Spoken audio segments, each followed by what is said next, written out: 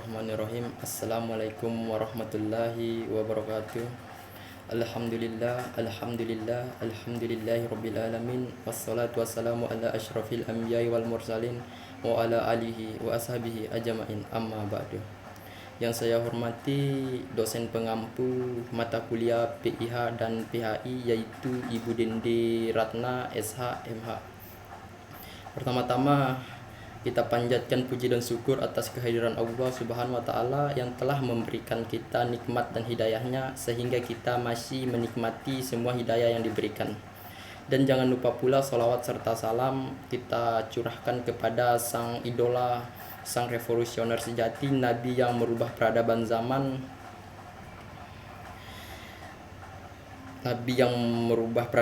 dari zaman jahiliyah menuju zaman terang menerang, yaitu baginda Nabi besar Nabi Muhammad SAW. Dan saya di sini bakal membahas apa itu sumber hukum.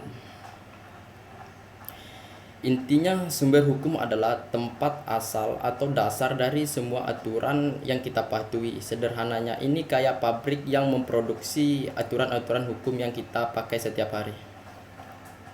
Sumber hukum ini dibagi menjadi beberapa jenis: sumber hukum formal, sumber hukum material, dan kalau konteksnya lebih luas ada juga sumber hukum internasional, dan saya akan membahas satu persatu. Sumber hukum formal adalah bentuk atau cara bagaimana suatu aturan diakui secara resmi dan mengikat secara hukum. Ada beberapa jenis sumber hukum formal yang perlu kita ketahui, seperti undang-undang. Kan undang-undang ini yang paling sering kita dengar. Undang-undang itu aturan yang dibuat oleh pemerintah atau lembaga legislatif dan sifatnya wajib. Kalau kita nggak patuh, ada sanksinya. Contohnya kayak undang-undang lalu lintas yang bikin kita harus pakai helm dan SIM pas naik motor. Dan kebiasaan, kalau ini lebih tradisi yang sudah dilakukan berulang-ulang sampai diterima sebagai aturan. Contohnya hukum adat di Indonesia, kayak aturan pembagian tanah di beberapa daerah yang masih pakai hukum adat setempat. Dan Jurisprudensi itu keputusan hakim yang dijadikan acuan untuk kasus-kasus serupa di masa depan. Jadi, misalnya ada kasus pencemaran nama baik yang mirip banget dengan kasus sebelumnya. Hakim bisa pakai keputusan lama itu sebagai panduan. Dan traktat atau perjanjian internasional. Traktat adalah perjanjian antara negara-negara, contohnya kayak perjanjian Paris tentang perubahan iklim. Kalau Indonesia udah tanda tangan traktat itu jadi hukum yang mengikat juga.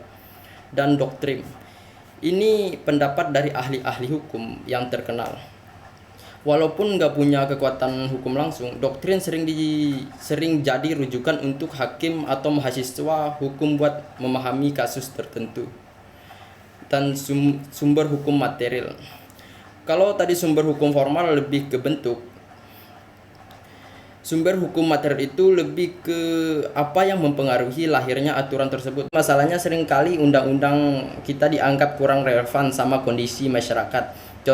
Contohnya Undang-Undang ITE awalnya dibuat untuk menjaga dunia digital, tapi dalam prakteknya banyak kasus salah tafsir, bahkan jadi alat buat saling menjatuhkan. Artinya sumber hukum formal seperti undang-undang itu nggak cuma harus ada, tapi juga harus relevan dan jelas dalam penerapannya. Dan kebiasaan atau hukum adat sering dianggap nggak modern, padahal ini adalah bentuk hukum yang paling hidup di masyarakat. Misalnya hukum adat di Bali yang mengatur pembagian tanah atau acara adat. Namun masalahnya, kebiasaan sering dianggap kalah pamor dibandingkan undang-undang. Padahal di beberapa daerah, kebiasaan ini lebih efektif karena lebih dekat dengan nilai-nilai lokal masyarakat. Jurisprudensi menarik karena dia menunjukkan bahwa hukum itu berkembang. Tapi tantangannya adalah enggak semua hakim punya keberanian atau kapasitas untuk menciptakan jurisprudensi yang baru. Akibatnya, jurisprudensi sering hanya jadi alat copy paste tanpa melihat relevansi kasus. Sumber hukum material ini lebih dinamis karena dia berhubungan langsung sama kondisi masyarakat, ekonomi, dan politik. Pengaruh nilai sosial dan budaya. Sumber hukum material sering kali berakar pada nilai-nilai sosial. Contohnya di Indonesia kita punya budaya gotong royong yang akhirnya jadi dasar banyak aturan kayak program pembangunan desa. Tapi di sisi lain, nggak semua nilai sosial bisa diterjemahkan ke hukum formal. Kadang ada gap antara apa yang jadi kebutuhan masyarakat dengan apa yang tertulis dalam undang-undang. Misalnya aturan soal poligami dalam undang-undang perkawinan. Sebagian masyarakat adat menerima poligami tapi hukum formal membatasinya. Ini sering jadi konflik antara nilai lokal dan aturan negara.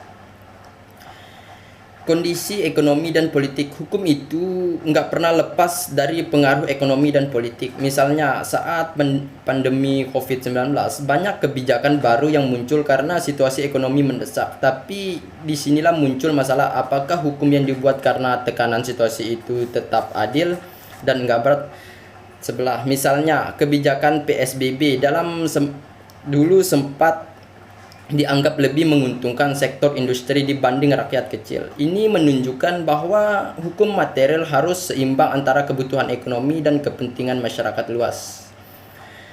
Sumber hukum internasional. Di era globalisasi, sumber hukum internasional semakin penting, misalnya perjanjian internasional seperti Perjanjian Paris tentang perubahan iklim.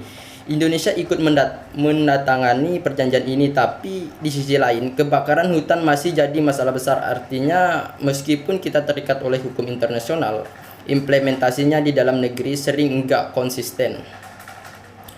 Kebiasaan internasional juga punya pengaruh besar, contohnya aturan soal netralitas di perairan internasional. Tapi lagi-lagi tantangannya adalah bagaimana negara kecil kayak Indonesia bisa benar-benar diuntungkan oleh aturan ini, mengingat tekanan dari negara-negara besar kadang lebih dominan. Kesimpulan dan catatan kritis dari analisis tadi jelas bahwa sumber hukum baik formal maupun material adalah elemen penting dalam sistem hukum kita, tapi ada beberapa poin kritis yang perlu diperhatikan, seperti keseimbangan antara formal dan material. Kadang hukum terlalu kaku dan enggak sesuai sama kondisi material di masyarakat. Contohnya hukum soal pajak sering bikin rakyat kecil kesulitan padahal kondisinya belum siap. Dan kontekstualisasi hukum-hukum itu harus relevan dengan waktu dan tempatnya. Kita nggak bisa terus-terusan pakai aturan yang udah nggak sesuai sama kondisi zaman. Pentingnya kesadaran hukum. Terakhir, sumber hukum yang bagus sekalipun nggak akan berguna kalau masyarakat nggak paham atau nggak peduli sama hukum itu. Makanya edukasi hukum penting, terutama untuk generasi muda. Dengan memahami sumber hukum, kita nggak cuma tahu apa itu hukum, tapi juga bisa lebih kritis terhadap aturan-aturan yang ada di sekitar kita. Jangan cuma jadi masyarakat yang patuh, tapi juga masyarakat yang sadar. Ya, berikut solusi terhadap permasalahan dalam sumber hukum, seperti menyesuaikan hukum dengan kebutuhan masyarakat. Pemerintah perlu melibatkan masyarakat dalam pembuatan undang-undang agar lebih sesuai dengan kondisi sosial, misalnya melalui diskusi publik atau survei. Menghormati hukum adat dan negara. Penting untuk menemukan keseimbangan antara hukum adat dan hukum negara. Pemerintah harus mendengarkan masyarakat adat dan mengakomodasi tradisi mereka tanpa melanggar hukum nasional. Meningkatkan akses dan pemahaman hukum.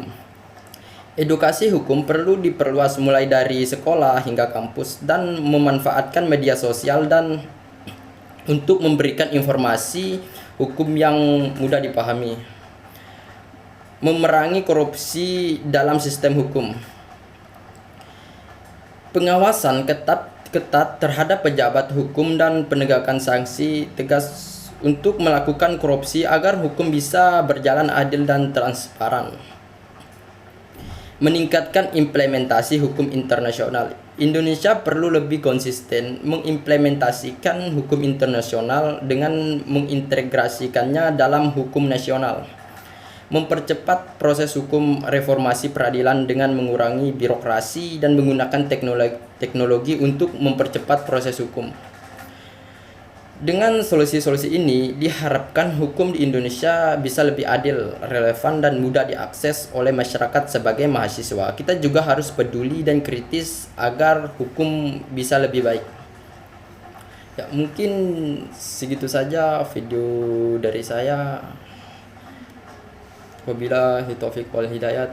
Wassalamualaikum warahmatullahi wabarakatuh.